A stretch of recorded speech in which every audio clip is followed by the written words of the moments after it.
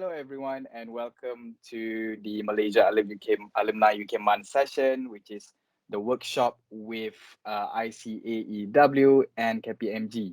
I'm Rifhan, the Study UK Program Manager for Malaysia from British Council. And today, this is our first activity as part of the Alumni UK Month. We have Ms. Yinmun, a Senior Manager for Audit in KPMG Malaysia, and we also have Mr. Lim Ming Xiang, Senior Manager Marketing and Student Recruitment at ICAEW Malaysia. And today we're going to talk about a very important topic of artificial intelligence and technology for business professionals. So it's a very, very exclusive and very demanding topic which our panel will discuss today. And without further ado, I pass it to Mr. Ming Xiang to start the workshop. And Mr. Ming Xiang, the floor is yours. And thank you. Thank you, Rifhan. All right, so thank you very much, Rifhan, for having us here, and thank you to British Council for organizing this event. So a very good evening, all right, and a very good morning to if you're dialing from the UK, and good evening if you're dialing in from Malaysia or wherever you are. Have a good day. My name is Ming Xiang. I am the I work with the ICAEW office in Malaysia, and I'm happy to be here today with Ms. Lim Yinmun from KPMG. Right, we'll make her introduce herself afterwards. And for today's topic, we will be speaking a little bit about business and finance and why technology is so important today in the business and finance industry. So without further ado, may I introduce Yingwen? And please, before we start, may you introduce yourself a little bit? Right. Thank you, Ming Xiang. Good evening and good morning, everyone. My name is Yinmun. I'm a senior manager in KPMG Malaysia in the Audit and Assurance Division, and I'm a member of ICAEW since 2016. So I graduated from the University of Manchester in the UK with a bachelor degree in accounting and finance. So I started my career with KPMG Malaysia, and I'm still with KPMG Malaysia. And during my career, I also studied for ICAEW part-time under a training agreement with KPMG Malaysia. Also, just for information as well, I was also lucky and was given the opportunity to be seconded to KPMG Melbourne, Australia for 2 years. So thank you very much for joining us in this virtual session where we'll be discussing technology data in business, especially in the finance profession. Thank you, Yingwen. Thank you very much for the brief and quick introduction as well. Very impressive credentials. But let's start with a little bit about finance, because recently I spoke with parents, potential, actually they're my relatives, and I have nieces and nephews who are intending to pursue accountancy as a career in the future. And I think the basic question is that a lot of people always assume that when you study accountancy and finance, you will end up behind a desk, crunching numbers, doing calculations, stock ticks, and so on. So, so they don't see anything beyond that. So perhaps maybe you can enlighten us. Why is the finance function so integral as part of any organization, and basically, what does it entail? Right. So yes, Ming Xiang, I think that is the concept. I wouldn't want to say it's a misconception, but it's just the idea of what is an accountant or what do you do in finance in general. So if we looked at finance function within an organization as it is, so first off, we have this basic money in, money out role of a finance function, or they call it the accounts receivable and accounts payable division, which deals with money collection and payment. So that ensures that organization has sufficient working capital to run the business or the operations. So the finance function itself is also looking after financial reporting. So be it the internal reporting, such as the monthly reports for management and board directors, or for external parties, such as preparing financial statements, quarterly announcement on Bursa for listed companies. Finance function also deals with external stakeholders of the organization, such as bankers or lenders for external funding, joint venture partners, and anyone that is within that ecosystem. So these are the basic role of finance that we know like since decades ago. So nowadays, finance function has also evolved with technology. So I think these days, finance function is very involved in strategic and financial planning. For example, preparing budgets, forecasts, and this is not just incorporating internal data. So finance function will have to get information from within the organization, such as from sales, from production, warehousing, purchasing department, but also from market. So market information such as global demand and supply. So what is the market prices right now? What are the analyst forecasts of the global market? What's the potential of inflation rates for such? So these information, the finance function have to collect, and then they have to process it so that they would enable decision making for that organization. So also not forgetting that for organization these days, there are also specific teams within the finance function to look after such as hedging activities, risk management and compliance, financial controls such as reconciliation, identifying errors, or even fraud. So to sum it up, yes, I do understand where people's conception that finance accountants are number crunchers. They are involved in these day-to-day activities to record basic accounting data.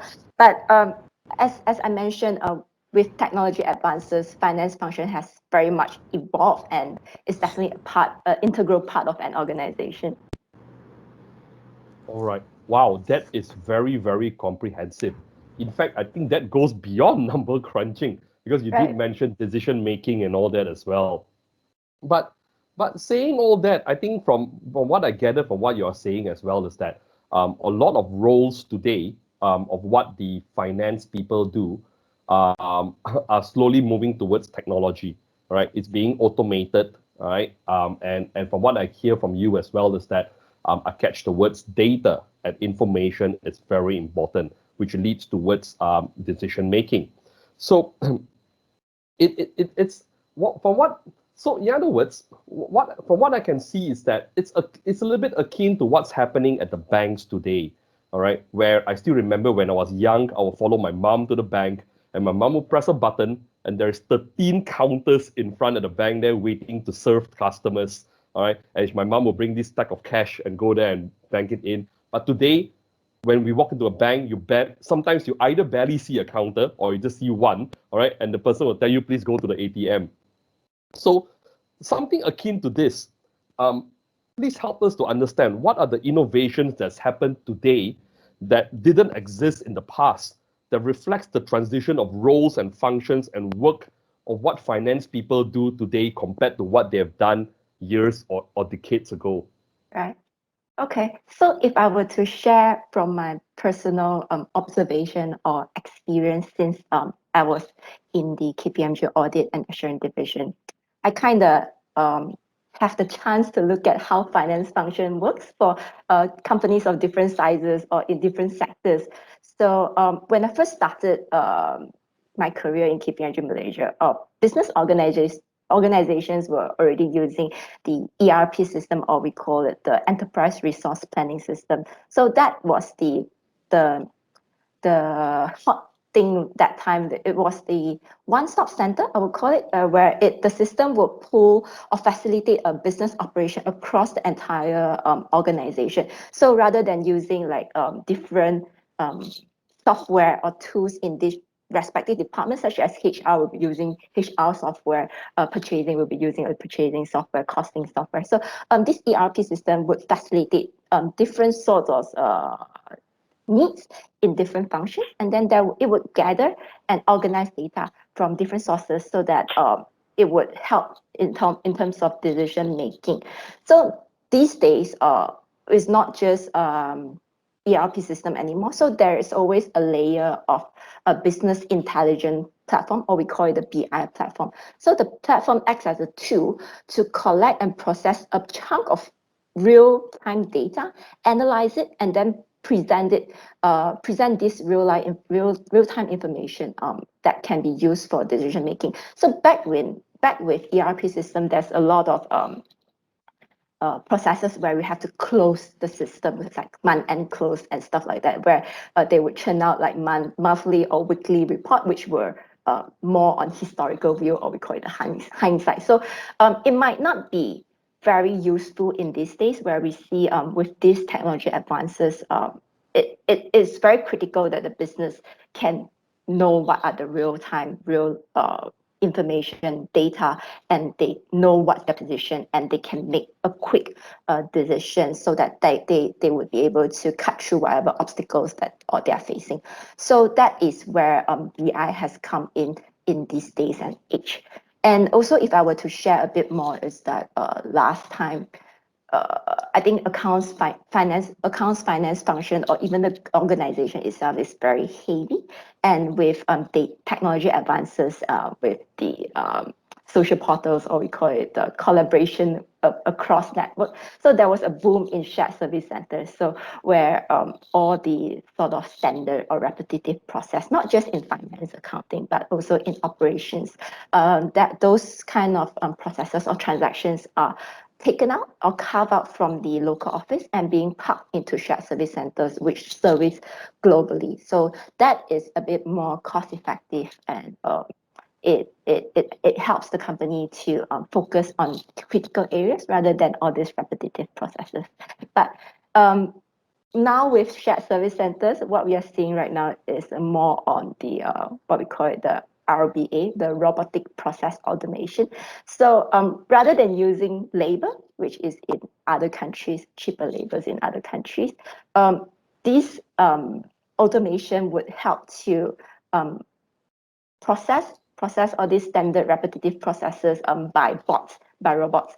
So from a business process, business function perspective, this is definitely resulting in a leaner functions across the organization, and it frees up resources, time, and to concentrate on more strategic business performance. And definitely, robots, they process faster.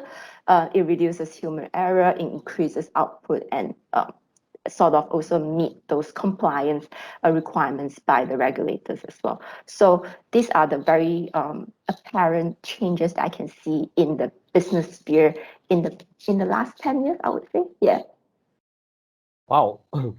Wow, that's really exciting, because I studied IT as my first degree, and I would never have expected finance, nor accounting and finance, to be very tech savvy today. I realized that you have now brought in AI into the conversation as well, and you mentioned the robotic process automation of systems and so on. But linking that back to the shared service center, doesn't that mean that in the future, more and more of this work will be taken over by the robotic process automation rather than being done by the human? And do you have any examples of how AI worked, or how AI is used in your current, for example, audit environment today? Right. First, I would need to distinguish between AI and RPA, the robotic process automation. So AI is definitely more advanced than what is it right now. What is it being very general, popular right now? So right now, what we're seeing is a lot of RPA, is the robotic process automation, but it's still working in conjunction with people. So what we call it is the attended automation. So there's still requirements for human intervention, but for AI, which is a more advanced version, is a stimulation of human intelligence. So as you can see, it's work to replace human labor and to automate end to end. So this is what we call the unattended automation, and AI can achieve that because it's always learning. So it knows how to acquire information, then it can process it, or we call it the reasoning, to reach certain conclusions. And then you can actually teach AI whether these conclusions are correct or wrong. So it knows how to, I would say, self-correction. It will learn, and then it will make itself better. So that is AI, which is more advanced. example of AIs, I think in these days, this age, AI is very expensive, so it's not too common right now, and it's a very long process for to set up the robots, the machines to learn, and also to teach them what is correct conclusions and what is wrong. But this is very right now we see a lot of banks are using AI in their operations. So in a very generic view, what we can see is that in the credit, or what we call the credit review process. So last time what we do is that for banks, when you want to open an account or you want to get a loan, the banks will have to do a background check on you. These days, and then they will gather certain information from the documents that you submit, or they will run a background checks on you, and they would make a decision on whether they want to approve that loans or not, or what is the credit limit that they want to grant it to the applicant. So AI, what we see is that banks has started to push all this information, push all these processes to AI, where they teach the machine how to recognize documents.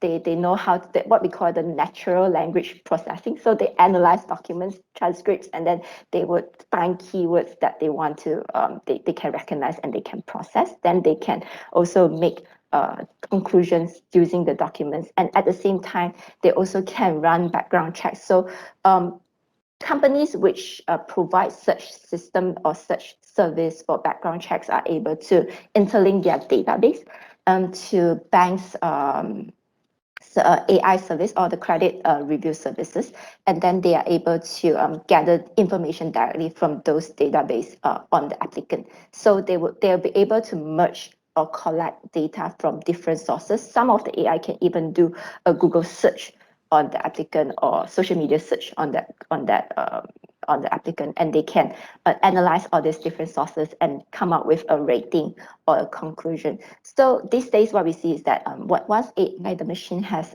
come up with a conclusion, and then there's still some sort of learning that they will have to teach the AI. So they would pass it to a human reviewer. Then they would tell the AI whether yes, this is correct. So the AI would learn, or it's wrong, then why is it wrong? So that the AI can improve from that. So it's a very lengthy process, but we have seen it in this age and days already. Yeah.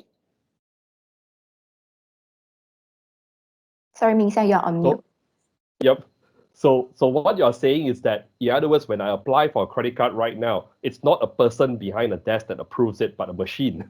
Yes, very likely it is. Wow.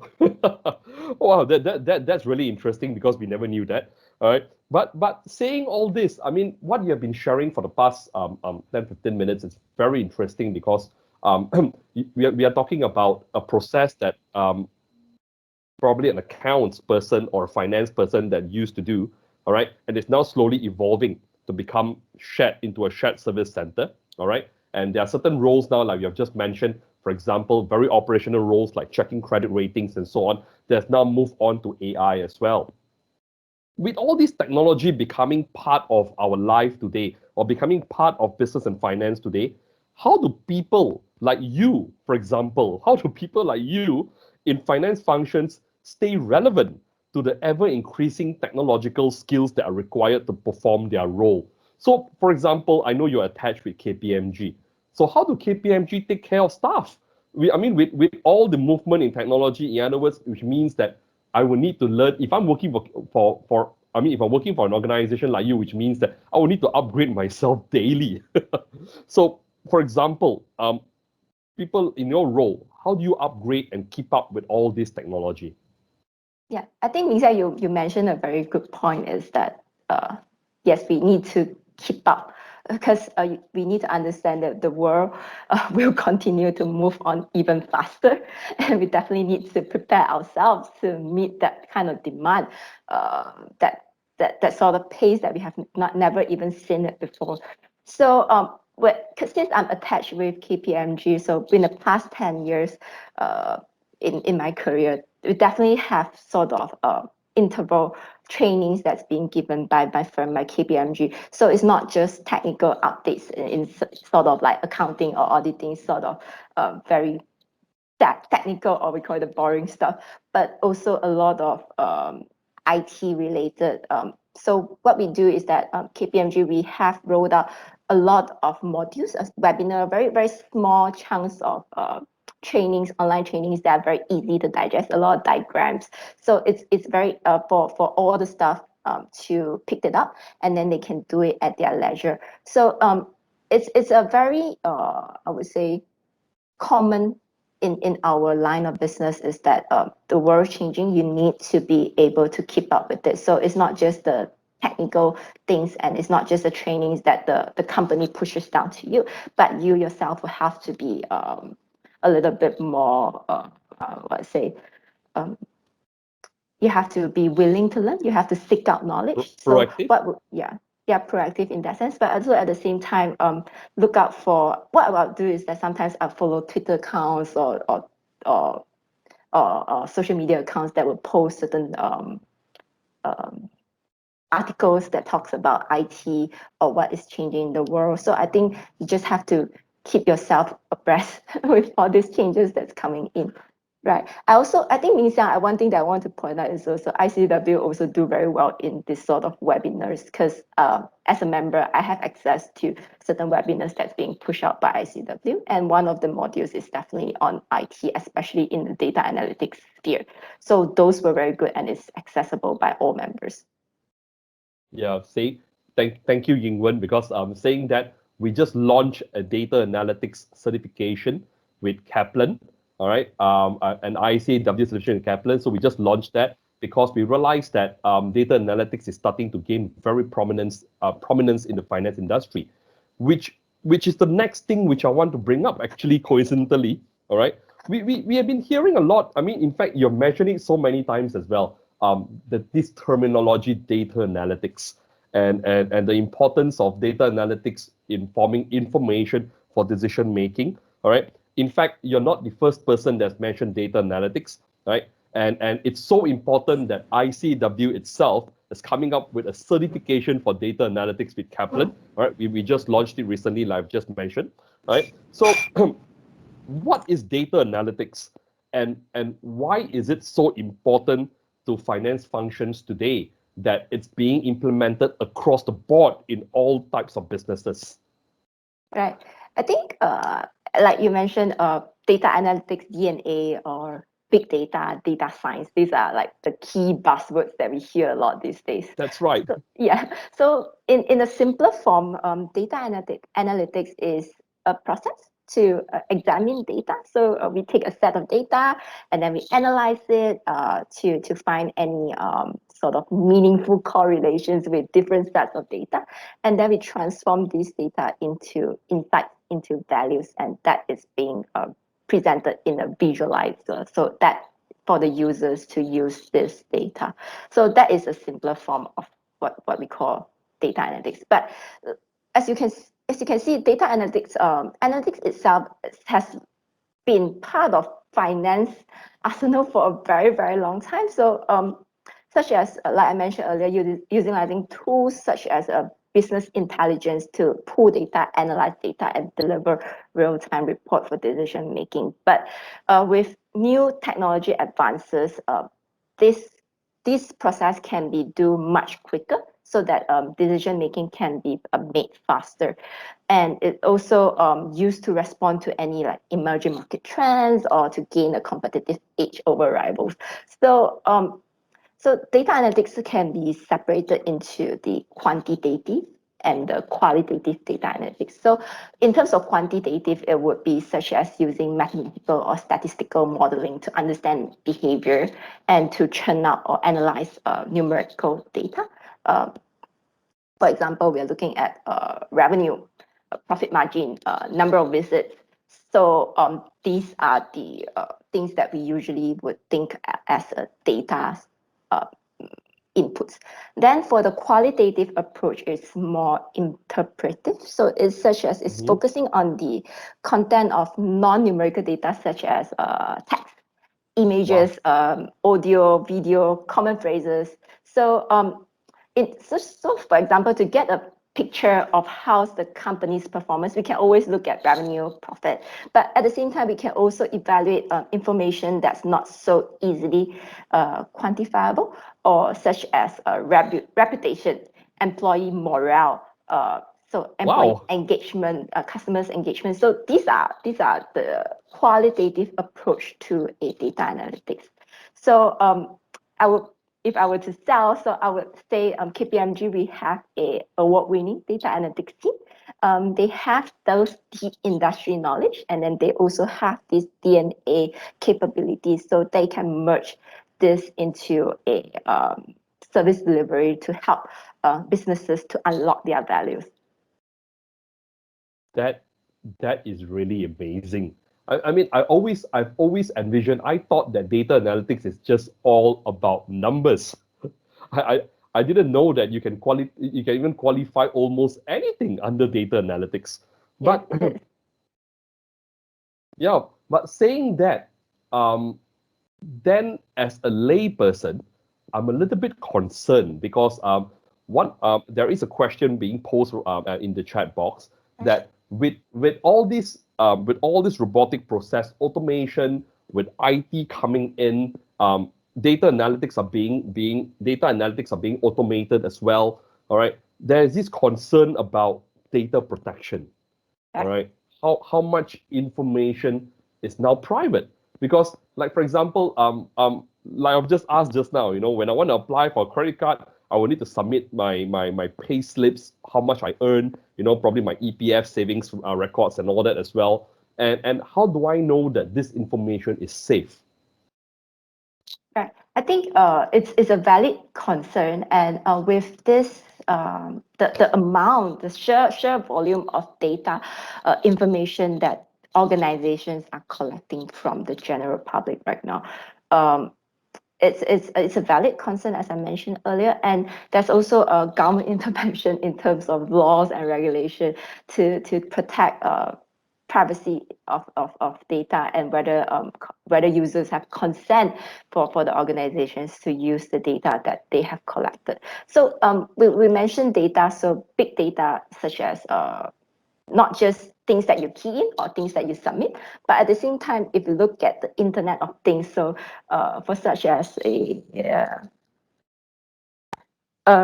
robotic cleaning machine, or Ah, a smart TV, so all these tools are actually enabled with certain functionality to collect data, or even your smartphone, like we all know. So they collect the users' data, and these data are definitely stored by the organization.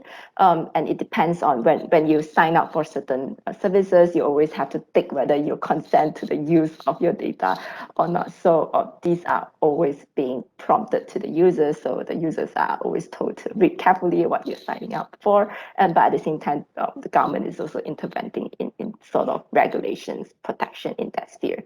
Yeah. all And right. not forgetting cybersecurity, cyber attacks and stuff like that is very Mm-hmm. common these days. A lot of like even us users, we get hacked in our accounts, in our bank accounts. So not forgetting organizations, they're also getting this sort of attacks. So that's why cyber defense is very important for organizations these days. So that's why there's a rise in need in terms of people with the knowledge in IT background to coincide with all these advances that we're seeing in the generic space. Yeah. So that raises another question as well, Yingwen, because as we move forward, as we move forward into the future with the advent of new technology, with IT, with data analytics, with robotic functions, and so on. All right, and you did mention that as a finance specialist, you will need and a finance professional, you will need to keep up to time. All right, to make sure that you've got the skills and so on. But then in fact, from what I understand from today's finance functions as well, having IT skills are very, very important. All right, very relevant. But how much must a finance person today know, or what type of certification must they have on top of their degrees for them to move on and have a better career in the future. In the same vein and thought with all these skills, and I'm sure in the next 5, 10 years, there will be new automation, new skills, new programming languages. So what to all of our people who are listening to us today, they are all mostly students or graduates. So what would you say they will need on top of their degrees for them to move forward and be prepared for this future? Yeah, I think if we were to say a must certification or such thing on top of their degree, I wouldn't say a must, but it's a good to have, good to know certain programming languages such as Python, SQL. These are very very common sort of programming language, but it's not a must. It's a very good to know. What I would suggest is rather than a certification, it would be that, like I mentioned, the proactiveness, the willingness to learn, and also having an open mindset to changes that's coming. Because it's going to continue changes. It's not saying that, oh, I learned this programming language and I will be safe for the next 20 years. It's not going to happen, you see. So rather, you can learn what you can learn right now, but at the same time, you just have to be prepared. You have to continuously learn for the next 20, 30, 40 years. Yeah. Wow. In other words, you can't stop learning. Yeah, right. Right. Okay. We are coming to the end of our session because we're running a little bit out of time, but we still got a little bit of time. I've read a little bit on the net, a little bit about KPMG Clara. Right. Can you tell us a little bit about that? Because from what I've seen on the web, it's very interesting. Okay. So KPMG Clara is a platform that is being rolled out by KPMG globally. So it's a smart audit platform that's applied to global KPMG offices to make sure that we have a consistent audit approach for all locations. So it's smart in a way that it will have sort of prompts or decision making made by the functionalities behind KPMG Clara in terms of what sort of audit, what sort of risk areas that we want to look at. So this KPMG Clara is hosted on cloud. So it allows our people to work simultaneously on our audit documentation and also sharing information real time. And KPMG Clara also has a functionality where it helps us in a way where we obtain information from client systems. So that's sort of background integration that we can do.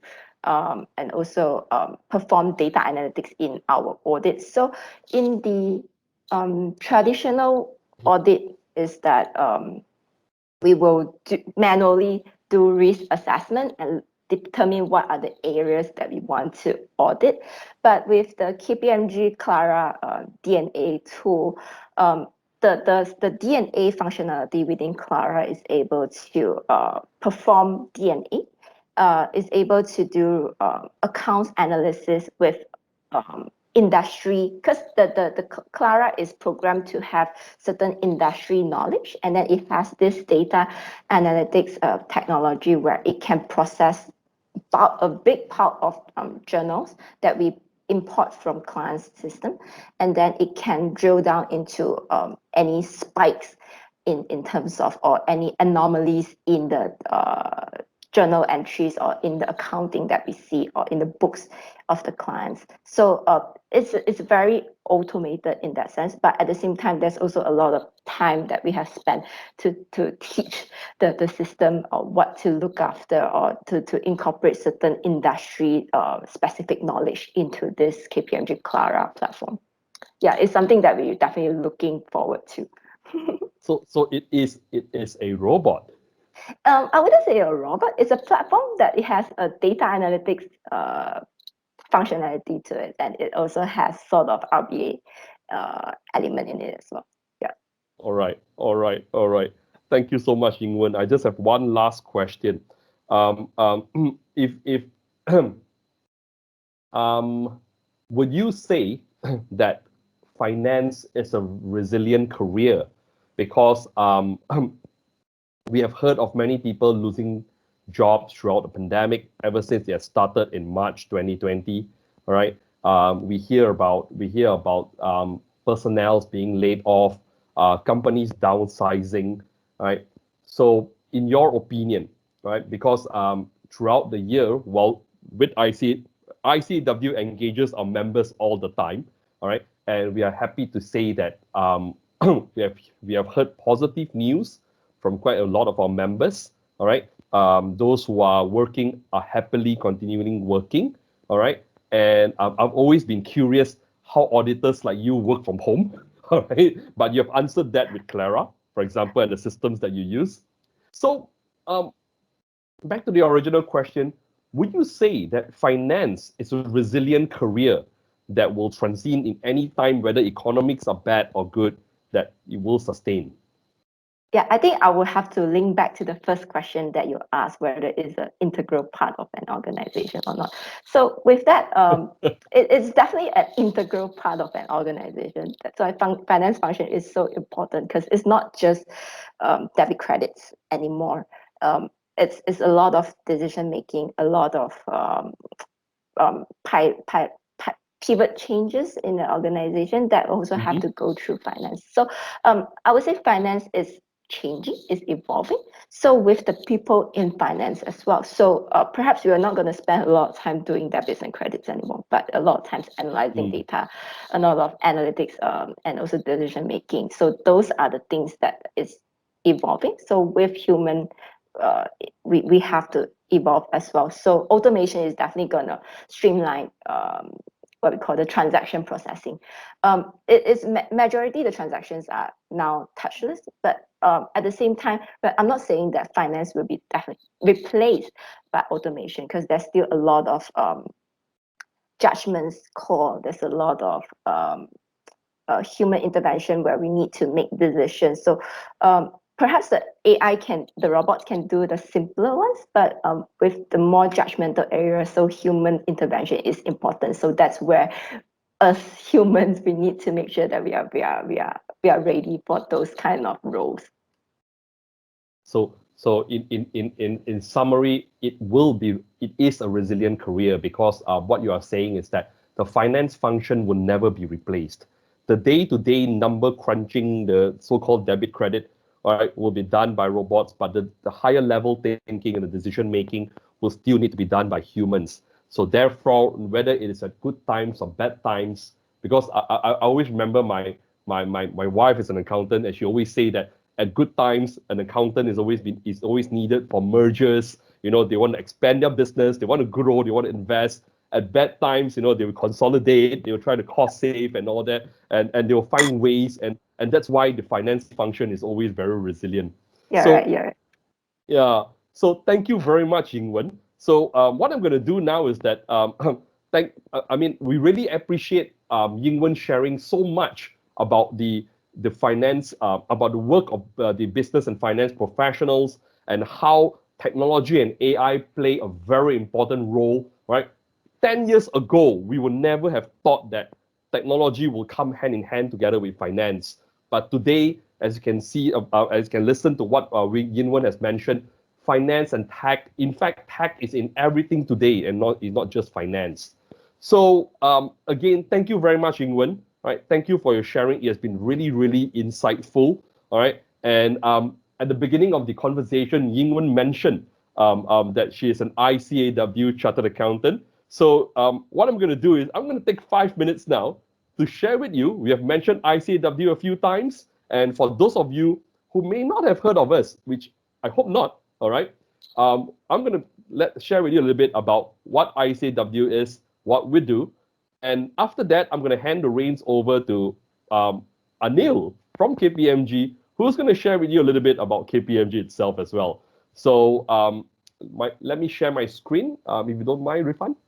The ICAEW, we are the Institute of Chartered Accountants in England and Wales, and we are one of the oldest and most prestigious professional body in the world, founded in 1880 by Royal Charter from the Queen of England.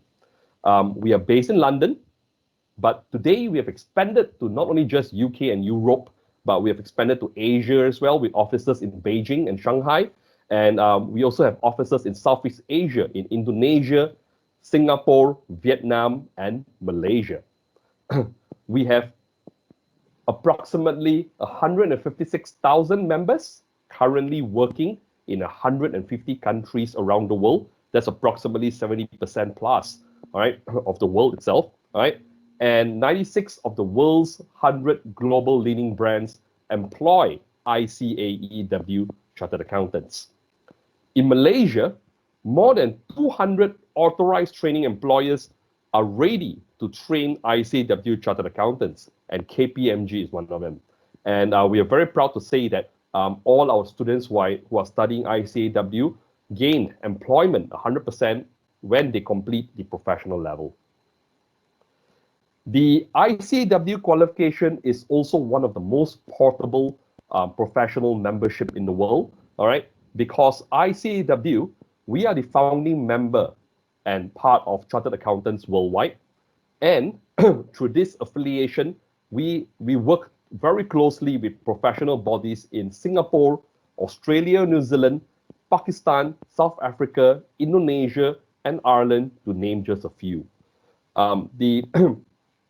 The opportunity expands further with our association under the Global Accounting Alliance, where we work with professional bodies in America, Canada, Hong Kong, Japan, all right, to just name a few. In other words, giving you opportunity to work in almost any country that you can think of. Overview of the ICAEW modules. We have 15 papers, all right? We have 15 examinations that you have to go through, all right? If you come from a university that's accredited or have credit for prior learning, you may be exempted from some modules, but technically, most students who may do 15 or less, and culminating to the case to the advanced level at the end, where you must be employed to be able to complete the case study. So as part of our topic of discussion today, right, I would like to flash this screen where you can see that the ICAEW curriculum embeds a lot of technology into our modules. And it's for a very simple reason, is because ICAEW works in collaboration very closely with our employers, with our authorized training employers. And we are one of the rare few professional bodies in the world. We acquire feedback from our employers, and they tell us what they want to see in their future employees, all right? They want tech, they want data analytics. And what we do is that we take this feedback and we embed it into our modules. And that's why our curriculum changes annually. We upgrade our curriculum annually. And this year, 2021, we are one of the first professional bodies to embed live data analytics into our exams. And that started in our March 2021 exam. As you can see on the screen, we embed across the board artificial intelligence, blockchain, cybersecurity, data analytics. We call it the ABCD of technology. You can take up ICAEW at any point of your career, all right, or any point of your studies as well. You can even take up ICAEW while you're pursuing your degree, right? And for students who are listening to us, for example, at the current moment, if you are in the university, you can take it while you're studying, you can take it after you graduate, or you can even take it at a later part of your career when you notice that you want something that will allow you to move on and break the glass ceiling. So these are some of our authorized training employers in Malaysia, right? As we mentioned, we work with more than 200 plus authorized training employers, and these are some of the employers that we have on screen right now. As you can see, our employers are very diverse, all right? Not only do we have the professional firms like KPMG, BDO, EY, PwC, Deloitte, and so on. We also have banks, multinational banks like Maybank, M-Bank, CIMB. We have government-linked organizations like UEM, Tenaga, oil and gas companies like Petronas, Schlumberger, and so on. In today's business world, corporate leaders like Rajatan Sri Dato Sri Arshad, former chairman of Maxis, is an ICAEW chartered accountant. The executive chairman of PwC, Dato Faiz Azmi, is also an ICAEW chartered accountant. And on top of that, he sits with the ICAEW Council in UK as well. And the current CEO and president of Petronas, Tengku Muhammad Taufik Tengku Aziz, is also an ICAEW chartered accountant. and corporate leaders like Dato Gan Ati in BDO, who is also an ICAEW Chartered Accountant. And similarly, with Dato Faiz Asmi, he also sits at the ICAEW Council. Dato Ralph Rashid, the managing partner of EY, is also an ICAEW Chartered Accountant. And Adrian Lee, the head of financial services and the head of people, performance and culture from KPMG, is also an ICAEW Chartered Accountant. We also have prominent leaders like the Chief Digital Officer, prominent women like Wan Shamila, Wan Mohammad Saidi. And if you really want to have commercial awareness, you want to grow your commercial awareness, I recommend that you listen to our homegrown Malaysian channel, BFM 89.9, where Noel Lim, a presenter and producer who comes on at 10 a.m. in the morning, right, is also an ICAEW Chartered Accountant. And similarly, so is Mustamir Mohamad, the Group Chief Financial Officer of Sime Darby. If you have any questions, you're interested to be a Chartered Accountant, or you're interested to take up the qualification, right, please connect with us at malaysia@icw.com, right? My name is Ming Xiang, all right? And I have a colleague who also works with me called Andrew. At any time, we'll be happy to answer your questions on how you can train to be Chartered Accountants. Before I pass on a little bit of enlightenment from my colleague from China, okay, all right? I would like to share with you a video. Are you ready to future-proof your career with ICAEW? You can kickstart a journey that is recognized and preferred by top employers globally. The ICAEW qualification is for anyone with a passion for accountancy, business and finance, and there are several pathways to get you started. As soon as you leave school, you can study for the ICAEW certificate in finance, accounting and business, the direct route for acquiring the ACA qualification. While university students or graduates could enroll for the qualification during or after their degree. You may apply for credits for prior learning, also known as exemptions, or gain strategic credits at selected universities in Malaysia. What's more, you also have the opportunity to complete the ACA qualification while being employed. ICAEW Chartered Accountants are highly sought after in any industry for their expertise in business acumen and strategy. 96 of the world's 100 global leading brands employ ICAEW Chartered Accountants, and 83% of FTSE companies have an ICAEW Chartered Accountant on their board. You can be a part of a global network of 186,500 ICAEW members and students in 150 countries and work anywhere in the world with recognition from the Chartered Accountants Worldwide and Global Accounting Alliance networks. ICAEW is founded in 1880 with a royal charter and is one of the oldest professional bodies with a long history of serving the public interest and supporting members globally.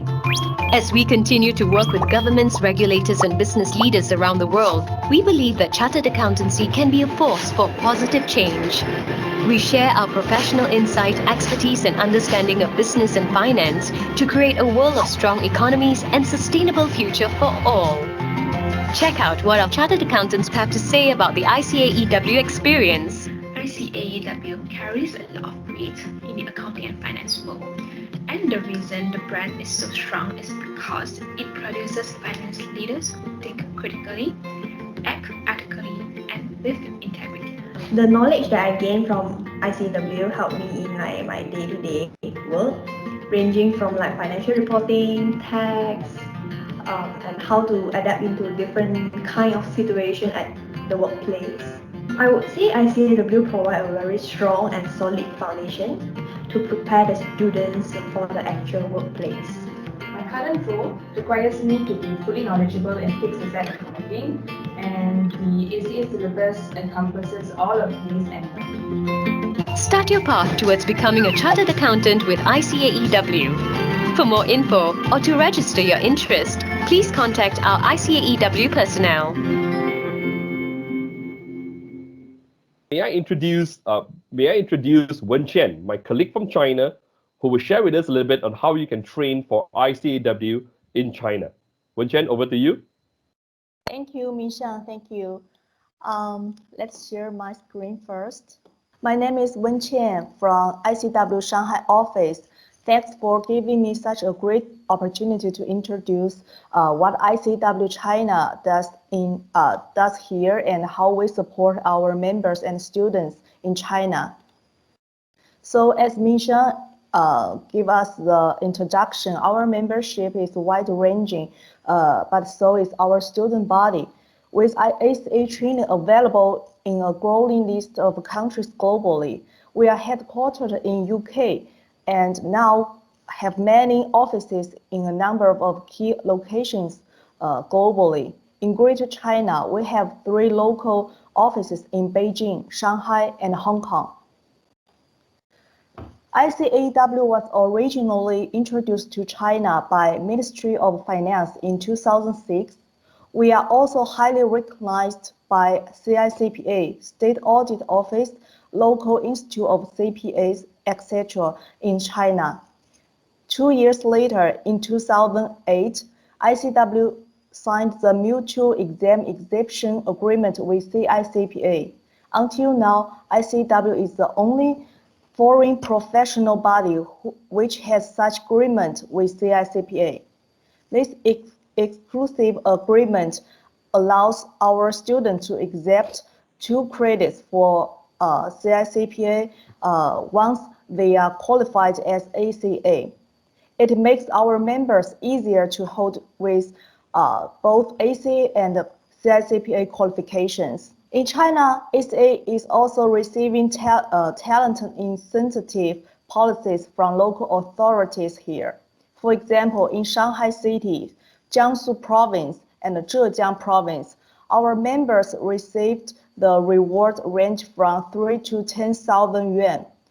Also, ACA member is classified as special talent in some main cities. It's very hard to confine our members and students to number crunching at desk because their variety of work they can do is so vast.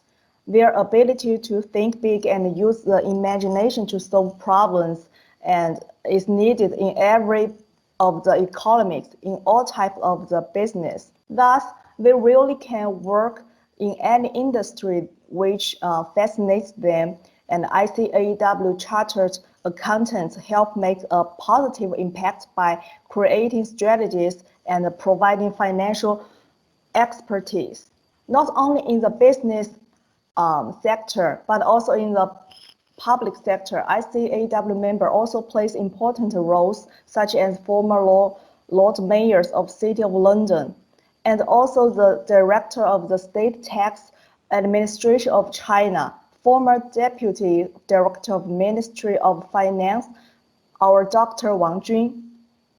In China, our members show ability and value in their important positions. They work in leading firms, large state-owned enterprises, multinational corporations, and listed companies. They are not only widely distributed in Big Four firms, but also in consulting, finance, manufacturing, IT, chemical, healthcare industries, and government, public sectors, and also global NGOs. As you know, it's required at least 450 days with in ICAEW authorized training employer to achieve ACA qualification. It's very convenient to get trained in China. You can either find a job in an ICAEW ATE or ask your employer to register as our ATE. So for the first solution, you can follow our ICAEW WeChat to receive latest job and internship posts from our ATEs, and also join our online offline career affairs to have a close communication with our employers. If you don't have WeChat, we also have our official website in China, and you can browse anytime. For the second option, you can ask your employer to contact ICAEW China office to support, have some support to do the application. We'd like to help. If you are ready, you can sign the training agreement with ATE and start your training journey at any time.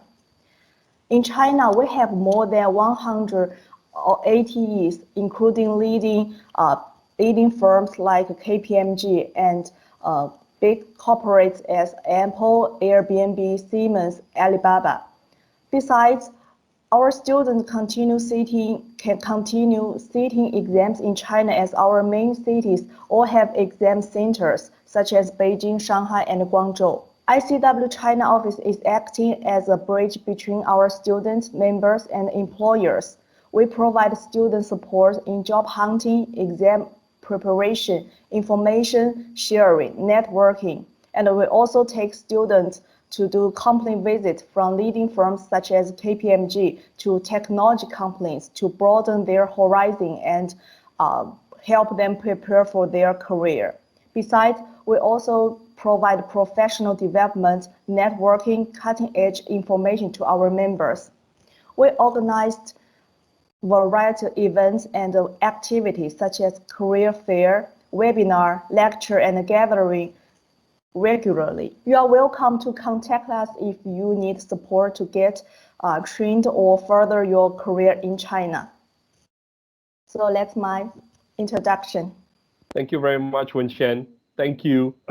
You've got a lot of good activities in China. We are looking for students and members to come to China to, Without further ado, all right, and as you can see that we are running out of time, can I introduce Mr. Anil from KPMG, who will share a little bit about what KPMG does, and I can see a very prominent question in our chat box: how can graduates join KPMG? Thank you very much, Min Xiang. So I'll be sharing the slides. All right, so thank you very much, Min Xiang. Thank you, Yinmun, as well, for a very interesting session. So my name is Anil. A quick introduction. I'm a consultant talent engagement at KPMG Malaysia. I'm sure I see a lot of familiar names in chat box, and I'm sure you guys are also on my LinkedIn, right? And happy to connect with y'all and to engage with y'all further.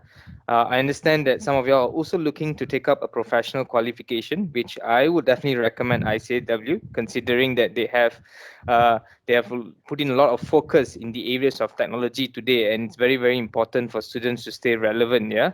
I've also conducted more than 400 of various physical and virtual workshops. I'm sure some of y'all are also some of the participants of the previous workshops. I'm also the main liaison person for the ambassadorship program, which is a very exclusive program in KPMG Malaysia. I oversee the ACE advisory program, another exclusive program which allows students to go on rotation when they join the advisory service line. At the same time, I work closely with government agencies like PERCESO, so under the Ministry of Human Resource, supporting on the Penjana initiative as well. So a quick run through, right, of the team in KPMG, right? I'm sure you guys will also want to know on who is the talent acquisition and branding team in KPMG. So what we do in KPMG is we do share a lot of career insights, right, pertaining to students' journey when they would like to take up an internship or either a permanent role in KPMG Malaysia. At the same time, what we also do is we organize a lot of future-proofing workshops. So when I say future-proofing workshops, we collaborate with universities across across KL, across Malaysia, and also abroad as well with some of the universities in the UK and also Australia. So what we do on a day-to-day basis is we organize at least 2 to 3 workshops covering on various topics, yes, and we do focus on 3 different areas. One of it will be the soft skill area, which we develop students, especially in the areas of professional grooming, leadership workshop, employability skills, communication webinar, because we truly believe that in order for you to become an all-rounder, you need to attend workshops like this, right? In order for you to stay relevant for to the industry as well. And what we also do is subject matter workshops, where we work closely with lecturers to fill in the gap, right?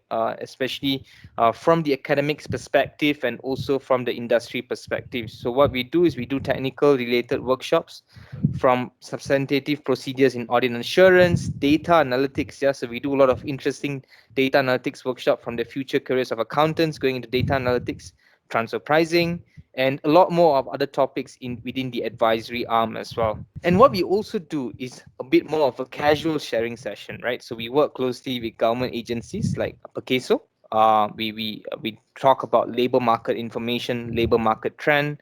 We do a lot of casual networking sessions where we give students the opportunity to network with our top leaders in KPMG, like Adrian Lee, our head of people, our head of financial services, our COO and CIO. and we have a lot of virtual coffee sessions as well with our leaders, so which you have the opportunity to ask any sorts of questions pertaining to your career, pertaining to their experiences, any insights pertaining to the areas of audit, tax, or even advisory. And like today, we have a very prominent senior manager in KPMG, right, Yinmun, who is sharing her insights on the areas of audit and technology today. So these are some of the additional topics that we do, right? If you look into the screenshots on the right, we actually do, I've actually placed some of the screenshots of our leaders who are very supportive in KPMG, who's actually continuously sharing insights with students on how they could further develop themselves for their future careers. We also have, this is one thing that we would like to normally ask students, right? It's, are you the clear choice? And do you have what it takes in order for you to join KPMG, right? Do you have a story to tell? That's very, very important as well. So whether you join KPMG or you join any other firm, right? Whether it's e-commerce industry, they will always ask you, do you have a story to tell, right? And this is something that you need to be well prepared for when you're looking out for your future career. So what we do, apart from just the workshops, right? We actually guide students on different areas, from how do you create your own identity? How do you prepare a good resume? How do you build your online presence, personal branding, grooming, right? Business communication. Why is it important for you to stay up to date with the current progress or the phenomena in order for you to stay up ahead of the game? Mindset, agility mindset, working collaboratively, right? Like what Yinmun mentioned earlier, in audit, they also work collaboratively with other teams as well, right? Especially in the areas of data analytics. And lastly, in order for you to secure your dream job, it's important for you to be an all-rounder. So let me take you through a very quick run through of the departments in KPMG. So we have the three main arms in KPMG, which is the audit function, the tax function, and the advisory function. If you look into the audit function, we do a lot more than just financial audit. We do data analytics, we do IT audit, which is another growing area, and KPMG is looking to hire at least 40 graduates for the IT audit team. We have the audit centralization team, right? In the areas of tax, we have 5 different departments in tax that you can actually choose from, right? And we have the advisory arm, right? If you look into the advisory arm, we have management consulting, risk consulting, and deals advisory, which offers you at least 15 departments for you to choose from in order for you to train yourself, right? And for us to mentor you throughout your career within the advisory function. Then we also have the business support service line, right? So we have PPC, which is the HR team in KPMG. We don't call ourselves the HR team, is because what stands out in KPMG is the culture, right? And this is one thing that we want to sell to students, right? And then because we have supportive leaders, you're able to take up different projects. That gives you the opportunity to learn, right? And then we have the ITS team, the admin team, the KPMG business prize winners, yeah, ICAEW prize winners that are currently attached to the firm. Then in terms of clientele, right, in KPMG, one benefit that if you were to go into the audit service line, we do not allocate you according to a specific industry. But what you gain is to actually go into different industries, and you get to audit different industries within KPMG Malaysia.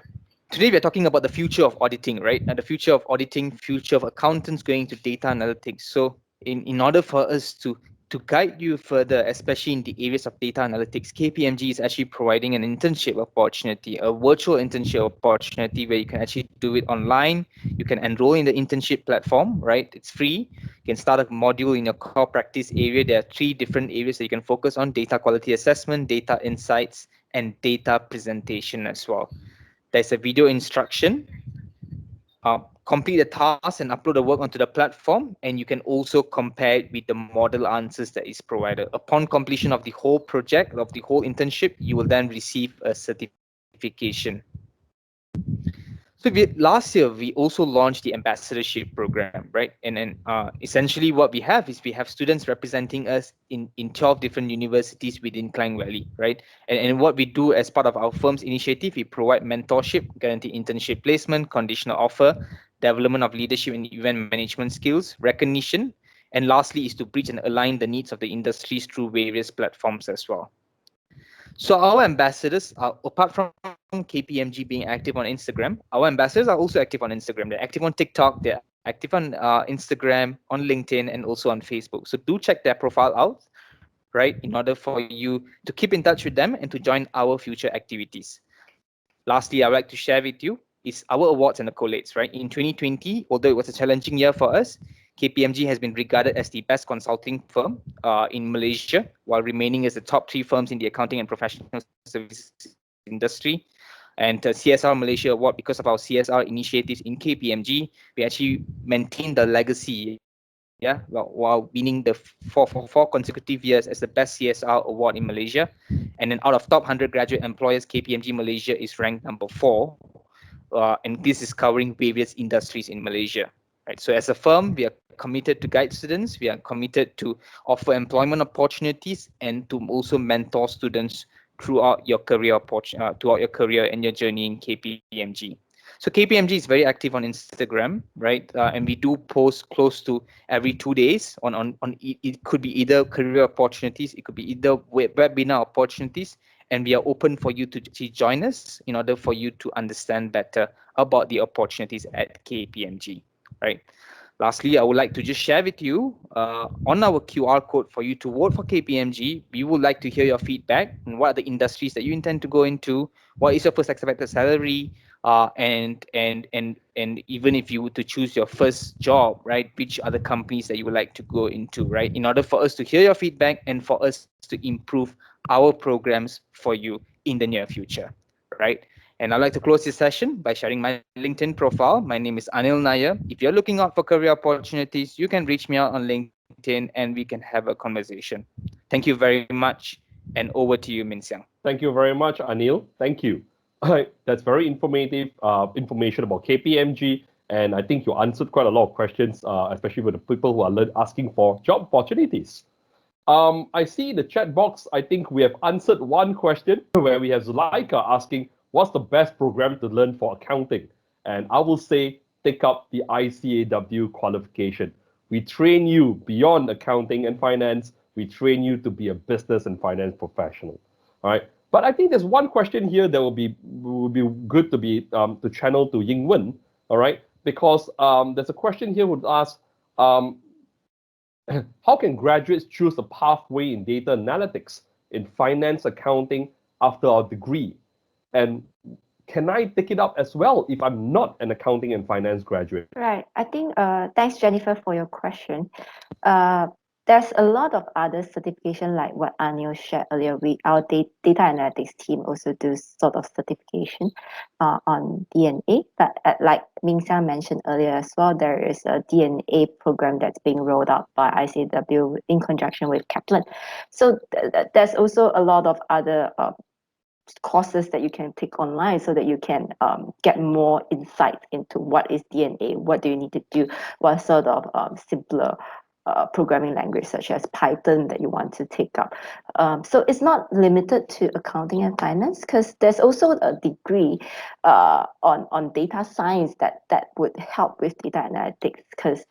But if you are coming out from a finance and accounting background or any other background, you can always take up sort of certification that will help you if you truly want to venture into DNA as your career. Thank you very much, Yinmun. I think we have answered most of the questions here, and I don't think there's any more questions coming in. Thank you very much, fellow audience, students, and all of you who are on the call. Thank you for staying with us, though we are 15 minutes over time. Over back to you, Rifhan. Thank you. So thank you very much, Ming Xiang and Yinwen and our fellow colleague from ICAEW in China, and also Anil. Okay, for this, I would like to end the workshop, and thank you so much for joining. And just to highlight that, can I suggest that we take a photo before we end the session? Sure, Rifhan? Sure, that's a good idea. Let me change it to, so everyone, can you open your video? Okay, 1, 2, 3. Perfect. Thank you very much. Thank you, everyone. Thank you, everyone. Thank you, everyone. Have a good evening. Have a good day. Good evening. Have a good evening. Bye. Bye-bye. Thank you.